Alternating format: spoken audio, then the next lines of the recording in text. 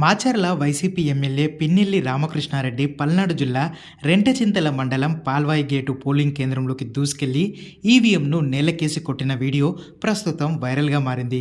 ఈ ఘటనపై పోలింగ్ కేంద్రం వద్ద ఎమ్మెల్యేను ఒక మహిళ నిలదీశారు. ఈ క్రమంలో పిన్నెల్లి ఆమెను తిట్టారు. ప్రశ్నిస్తే తిడతారా? ఈవీఎంలపై దాడి చేస్తారా? ఇదేనా వైసీపీ చేస్తున్న రాజకీయం అంటూ ప్రతిపక్షాలు ఈ ఘటనను తీవ్రంగా తప్పుపడుతున్నాయి.